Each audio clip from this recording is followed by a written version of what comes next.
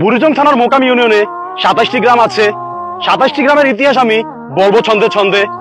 আবিদপুরের তেঁতুলতলায় বসে আমি ভাবি, মিতলমা গ্রামে গেলেই বুঝি খুঁজে পাবো শান্তি। মিতলমা থেকে সোজা গেলেই সামনে কোরপাই গ্রাম।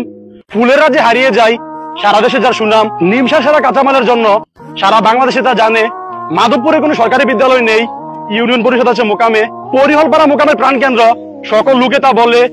মণিপুর গিয়ে দেখি ইস্টার্ন মেডিকেল আছে। বাহিরিপাড়া গদারিয়া খুব ছোট একটি গ্রাম, বড় গদার মাছ ধরতো তারা, গদারি হয়েছে নাম। সবচেয়ে কম জনসংখ্যা লোদন গ্রামে।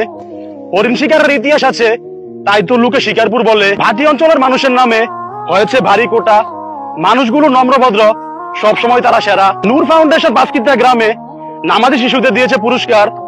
মেমোরিয়াল হাসপাতাল রূপদিতে হালগাঁও গ্রাম পরে তার। কেদারপুর গ্রামটা নাকি হালগাঁওয়ের পাশে। কেদারপুর নাম হয়েছে জমিদার বাবু কেদারনাথের নামে। হাঁটতে হাঁটতে পায়ে ব্যথা, চলে এলাম অনেক দূর। পাশে একটি গ্রাম আছে, তার নাম দুর্গাপুর। লোহার চড়ার মন ঘাটাতে কালী মন্দির আছে, 500 বছরের অধিক পুরনো। কাকিয়ার চরের লোকেরা বলে শাহাদিলার বাগার ডুবাইর চর, মানুষকে তারা করে না পর। তারপরে আছে বাড়াইর, দেখার মতো তেমন উল্লেখযোগ্য কিছুই নাই। সবচেয়ে পুরনো বাঙালির গ্রাম চানগাছারে বলে। জলমকে বলে জলমপুর, এই ইতিহাসটা জানে কয়জনে।